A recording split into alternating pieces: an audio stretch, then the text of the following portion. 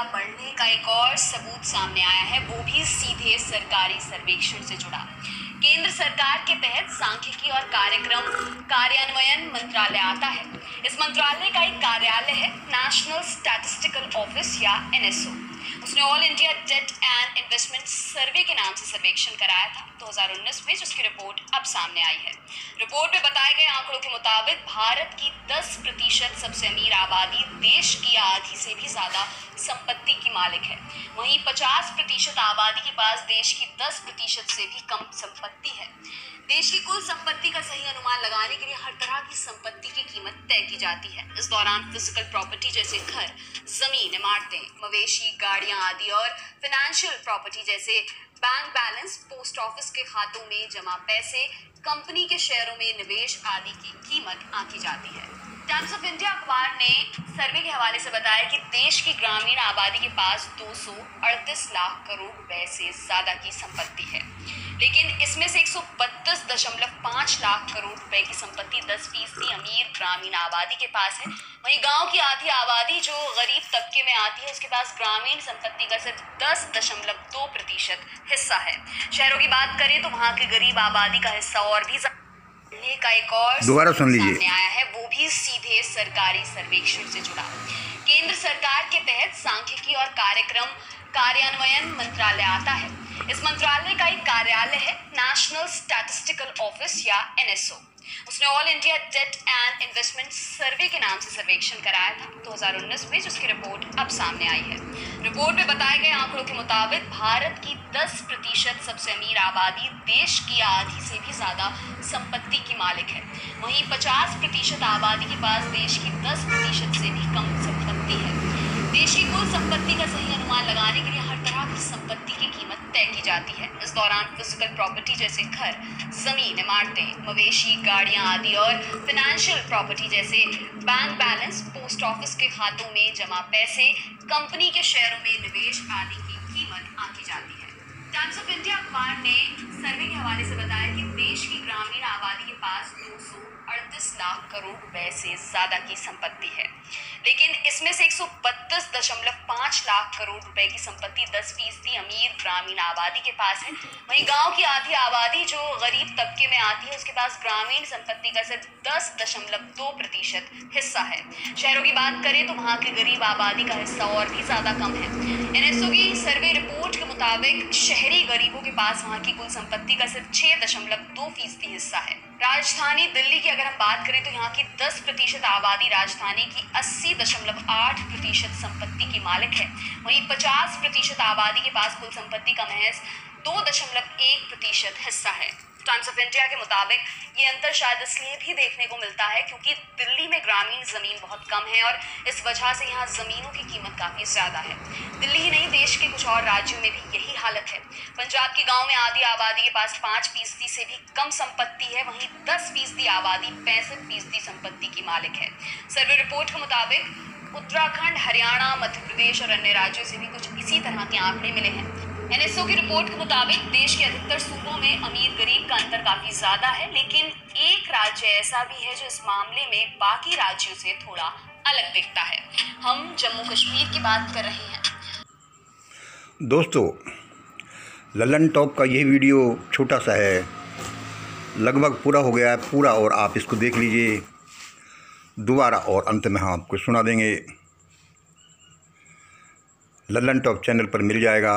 ये तो गवर्नमेंट आंकड़े हैं। अब आज के हमारी वीडियो की तरफ देखिए। आज मुझे परमात्मा के बंदों ने ये क्यों लिखाया, अब भारत में क्यों एक खूनी क्रांति होगी, अब भारत में क्यों एक खूनी क्रांति होगी। और उन देवदूतों ने बताया मंगल, जिसको समाचार देना है जो दे देना, तुम्हारा काम समाचार देना है, या जो भी हम लें वो ले रहे हैं। भारत में ऐसा भयानक समय आ रहा है जबकि लोगों की लाशें वे ऐसा ही बता रही हैं देवशक्तियाँ, लोगों की लाशें गलियों में ऐसे पड़ी रहेंगी जैसे कि दिवाली के समय दूसरे दिन सुबह गलियों में पटाखों के खोल मिलते हैं और देश की गलियों में खून ऐसे ही बिखरा पड़ा होगा जैसे कि होली के समय भारत के गांव और शहरों की गलियां रंग से रंग जाती हैं। भाई दोस्तों, बड़ा भयानक चित्रण कर रही हैं देव शक्तियाँ कि भाई ऐसा होगा। किसी को संभलना है तो संभल जाओ, जल्दी संभलो,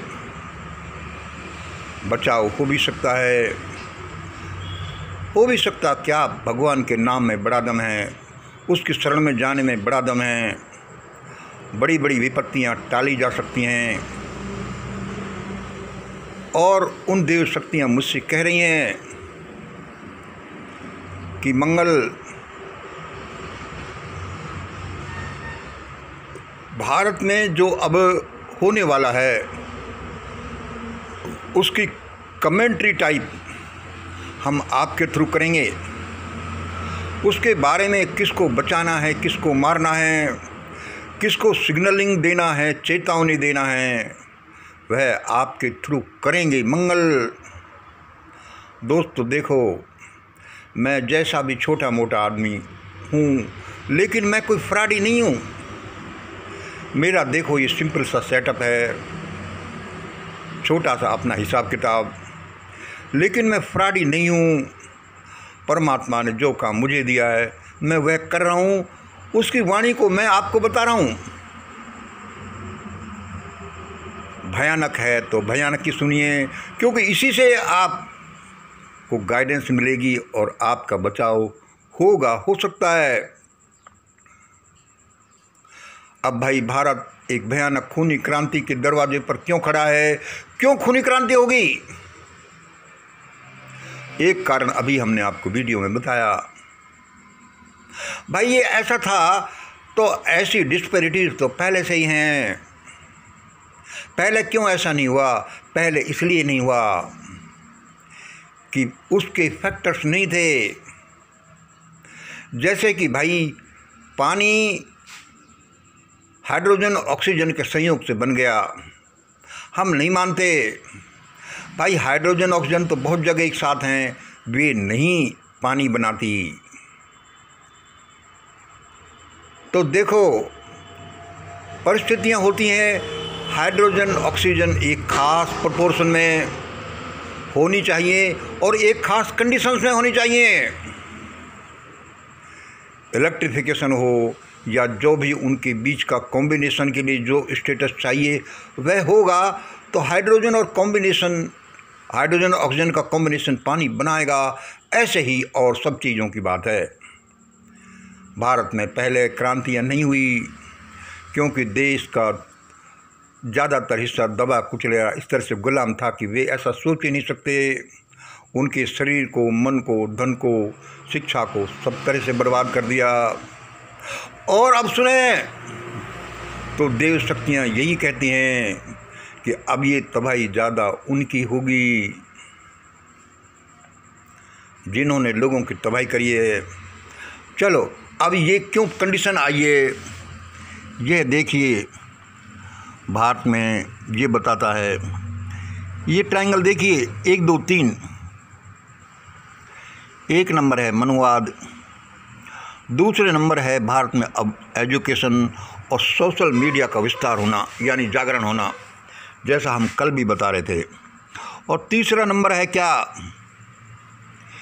हम उन परिस्थितियों को बता रहे हैं जो हम बता रहे हैं कि हाइड्रोजन ऑक्सीजन के खास प्रोपोर्शन मिलने से कब पानी बनेगा, कब ये क्रांति होगी।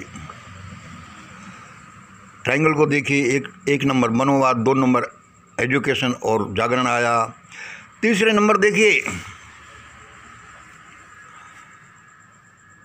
ये ब्लू स्टार ऑपरेशन स्वर्ण मंदिर पर, ये मंदिर मस्जिद का लफड़ा, ये दिल्ली में रविदास मंदिर का लफड़ा, ये मंडल कमीशन, मंडल कमंडल, ये ईवीएम की चोरी, ये पुलवामा, ये सीए को बनाना, ये यूएपीए, ये 3 किसानी बिल, ये 370, ये प्राइवेटाइजेशन, ये बहुत से और जैसे सैकड़ों कारण यह मिलकर ये बना रहे हैं, जिसकी सूचना आपको दी जा रही है कि भारत में खूनी क्रांति हो सकती नहीं होगी। इस आवाज़ को सुन लो। इसको सुनने से ही और उस पर चलने से ही आपके बचाव होने के चांसेस बढ़ेंगे। 100% बचाव का हम नहीं कहते, जैसा वे देव शक्तियाँ बोल रही हैं, क्योंकि किसी का विकास या विनाश उसके बहुत से परिस्थितियों पर निर्भर है। ये एक कारण है कि ये देववाणी सुनो, लेकिन लोगों ने जो कर रखा है वो तो कर रखा है। अब ये देखिए, पहले हम ये बता देते हैं भाई ये खूनी क्रांति कब होगी। उन्होंने बोला है कि भाई ये 2022 से शुरू हो जाएगी। भाई ये 2022 के शुरुआत से ही होने लगेगी। अच्छा भाई इसके क्या परिणाम निकलेंगे? भाई इसके क्या परिणाम निकलेंगे? परिणाम वही हैं जो हम आपको बताते रहते हैं, जो हमने सैकड़ों वीडियोज़ में बताया है। क्योंकि यह जो आज हमें सूचना दी गई, ये आज की नहीं है, ये कई दशकों से ये संदेश हमें प्रसारित किए जा रहे हैं। देव शक्तियाँ हमारे सामने आती हैं, हमें बताती हैं। अब बहुत सी चीज़ें उन्होंने बता रखी हैं, लेकिन उन चीज़ों का जब प्रॉपर समय आ जाता है तब उनको पब्लिक किया जाता है। तो अब ये भाई ये बताइए, तो इसके भाई क्या परिणाम निकलेंगे? सुनिए भाई, इसमें भयानक जनहानि होगी। क्या होंगे भाई? इसमें भयानक जनहानि होगी। और भाई क्या होंगे? इसमें मोदी साहब, Bhagwat and company, Congress, BJP, RSS सबका नाश होकर बच्चे खुचे भाग जाएंगे, पकड़ लिए जाएंगे। भाई दूसरा नंबर देखिए, इसमें मोदी साहब, Bhagwat and company, Congress, BJP, RSS वाले सब भयानक रूप से नष्ट भ्रष्ट होंगे। कुछ मर जाएंगे, मार दिए जाएंगे या पकड़ लिए जाएंगे। और तीसरा नंबर देखिए दोस्तों, हम ये खुल्लम खुल्ला क्यों कह रहे हैं? एक तो देव शक्तियों का आदेश है और देव शक्तियाँ किसी का बुरा नहीं करती। हमारा भी ऐसा ही विचार है। ये खुल्लम खुल्ला बोलने का मतलब है कि लोग जो पकड़ लेंगे अपने कर्मों के अनुसार, भाग्य के अनुसार, वे देव शक्तियाँ बताती हैं कि उनका बचाव हो जाए। उनके अनुसार, हमारे अनुसार तो ऐसा ही होगा। हाँ, ये तीसरा कारण लिखिए, तीसरा कारण नहीं, ये तीसरा परिणाम। ये दोनों जातियाँ भयानक रूप से नष्ट भ्रष्ट हो जाएंगी। ये दोनों जातियाँ भयानक रूप से नष्ट भ्रष्ट हो जाएंगी। ये लोग जो 10% अपर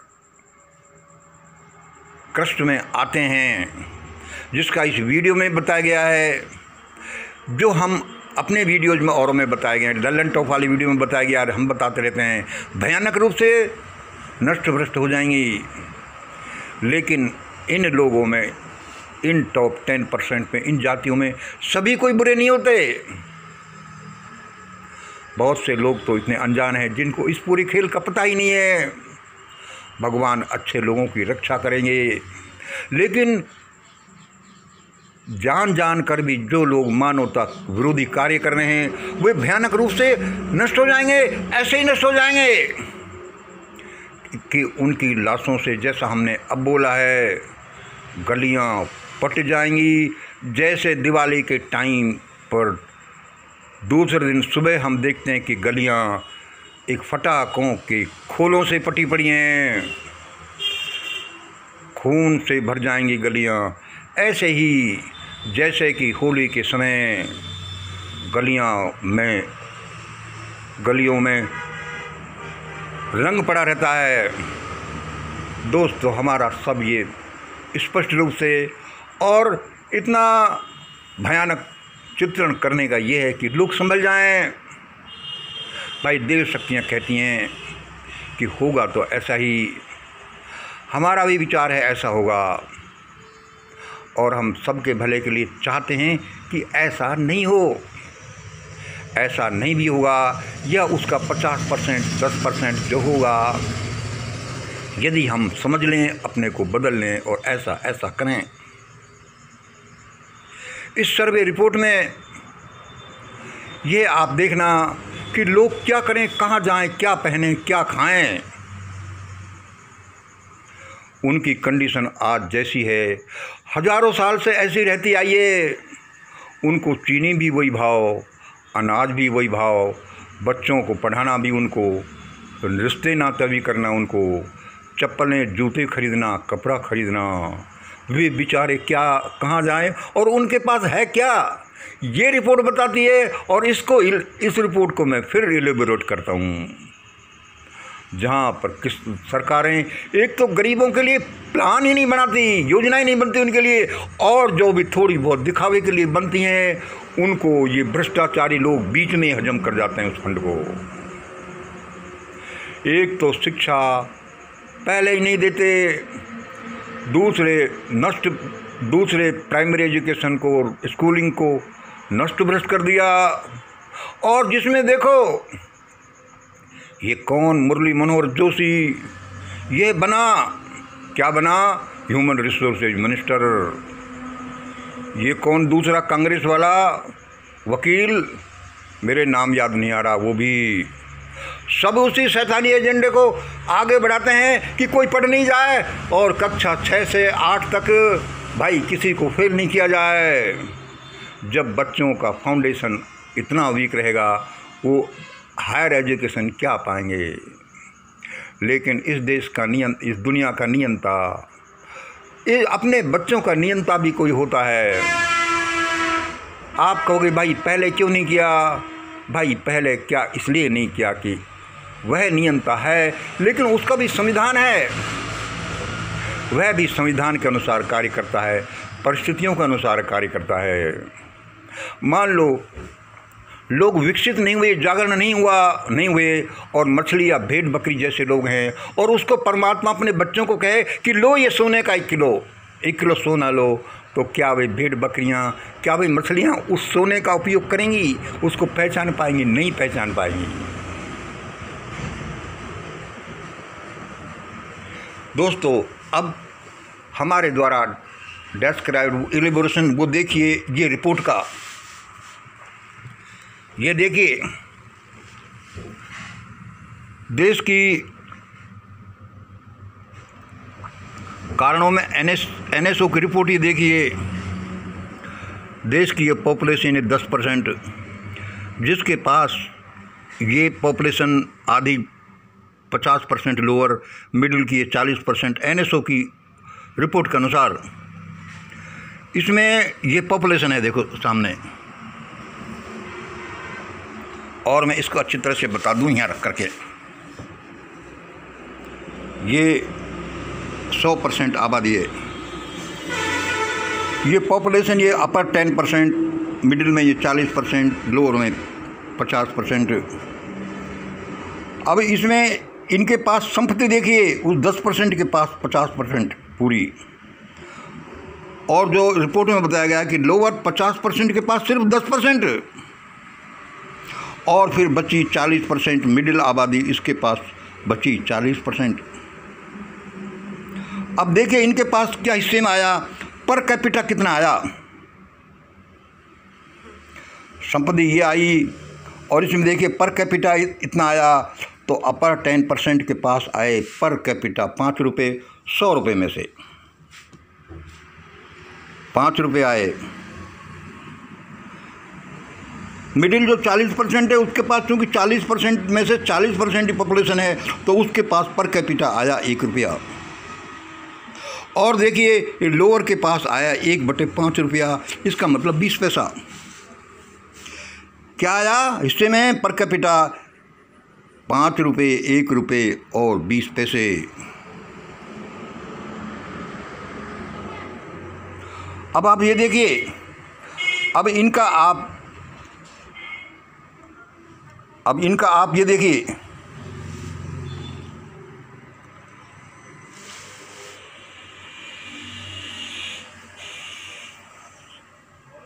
अब इनका रेशो देखिए, पर कैपिटा ये हो गया। इनका रेशो देखिए, ए और बी, ए 10%, बी 40%, देखो ये, और सी 50%। ए और बी का रेशो देखिए 5 और 1 है, मतलब ए के पास 5 रुपये हैं तो बी के पास 1 रुपया है, हर एक आदमी के पास।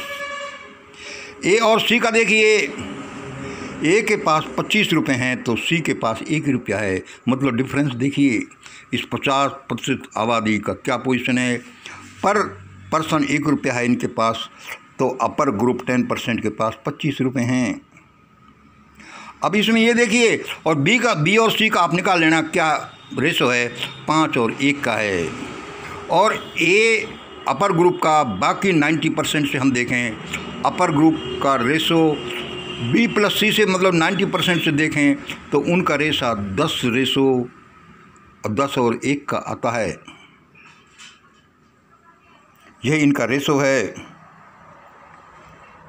और उसमें भी देखिए, इस वीडियो के अनुसार, लल्लन टॉप वाले के अनुसार, जो गवर्नमेंट रिपोर्ट है वह 50% पॉपुलेशन लोअर कैटेगरी की। अब इसमें ये देखिए, फिर विश्लेषण करिए कि पूरी संपत्ति का 50%, 10% लोगों के पास टोटल, और फिर ग्रामीणों के पास देख समझ लीजिए, मान लो लोअर 50% ये ग्रामीण पॉपुलेशन है, उसमें भी 10% रिच लोगों के पास पूरी 50%, और लोअर आधी आबादी मतलब 25% के पास फिर 10%। ये जो 25% लोअर से लोअर बच गए, उनकी पोजीशन क्या होगी, कैसे जीते होंगे ये लोग। आपको पता चलेगा कि भारत की जो मानवीय सभ्यता है, इसके सामने इसको जंगली सभ्यता कहना तो जंगली सभ्यता का मजाक उड़ाना है। और जो हजारों साल से चल रहा है, और जिसको अभी चलाना चाहते हैं, और देव शक्तियाँ क्या कह रही हैं कि मंगल बोलना। जो लोग एक फर्जी, एक दुष्ट, एक अनपढ़, एक नकली लोगों की हुक्मरानी जिस देश में हो, और जो एक पूरा गैंग ऐसा काम करता हो, जो देश में शासन करता हो, वहाँ तो ऐसा ही होगा। वहाँ लोग सुधरेंगे ही तब, भयानक बलि देने के बाद सुधरेंगे तो सुधरेंगे, कोई क्या करे। आज मैं ये कड़क कह रहा हूँ, सबको मेरा प्यार है कि भाई देखो ऐसा होने जा रहा है, क्योंकि हमने ऐसा किया है। और ये जो फाइनेंशियल कंडीशंस है, ये सब चीज़ों की जनक है। शिक्षा में देखिए, गरीबों के साथ उनका रेप देखिए, उनकी पिटाई देखिए। मंदिर वे बनाते हैं और पिटते वही हैं कि काट वो किए जाते हैं कि बाहर भाग जाओ। इसलिए और बहुत सी बातें हैं, रोते हुए वे लोग कहाँ जाएं जो कुओं से पानी नहीं पी सकते। इसलिए देश भयानक खूनी क्रांति की दहलीज पर खड़ा ही नहीं, खूनी क्रांति होने जा रही है।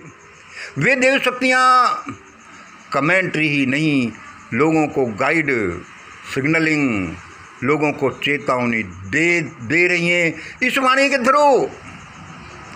जिसको बचने की कोशिश करना है, बच लेना होगा तो ऐसा ही। और सुन लो, मैं जो ये कह रहा हूँ मेरी समझ के अनुसार कह रहा हूँ। इस वाणी के अनुसार आप चले या नहीं चले, यह वाणी आपके हृदय में जो स्पंदन पैदा करें उसके अनुसार चलना। मुझे दोष मत देना कि तुमने ऐसा कहा हम चले, गफलत हो गई। इसमें मेरा कोई दोष नहीं। मैं भी एक साधारण सा आदमी हूँ। मेरे में सभी सारे सेंसेशन वही हैं, आवश्यकताएं वही हैं, गुण अवगुण वही हैं जो सारे एक सामान्य आदमी में होती हैं।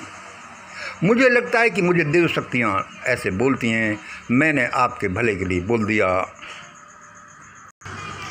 और वे बोलती हैं कि लोगों जिनको अपना बचाव करना है, ये फर्जी झूठे लंपट, ये धन को लूटने वाले लोग जो भविष्य में और भी भयानक करना चाहते हैं, जिन्होंने कोरोना के नाम पर 50 लाख लोगों को मार दिया, मरवा दिया, जल्दी से उनसे दूर हो जाना, वरना तुम्हें कोई नहीं बचा सकता। भाई किसी को भी बुरा लगे, मैं सॉरी हूँ। मैं समझता हूँ कि जो मुझे परमात्मा ने काम दिया है वह मैं बोल रहा हूँ, और ये समझता हूँ कि ये भले भले के लिए है। ये रिपोर्ट देखो, आप अच्छी तरह से इसको हृदयंगम करेंगे तो आप कहेंगे कि हाँ भाई ऐसा ही होगा। और ऊपर से देखेंगे ब्लू स्टार क्यों हुआ, क्यों 10 साल में पंजाब में मंडल कमीशन की काट करने के लिए खालिस्तान का मुद्दा उठाया और 10 साल में 50,000 युवक मार दिए गए। ब्लू स्टार का ऑपरेशन देखिए, एक पाखंड क्यों ये मंडल कमिंडल के चक्कर में मंदिर मस्जिद का बखेड़ा खड़ा कर दिया, क्यों दिल्ली में रविदास मंदिर का बखेड़ा हुआ, ये क्यों ईवीएम चोरी हुई, ये पुलवामा हुआ।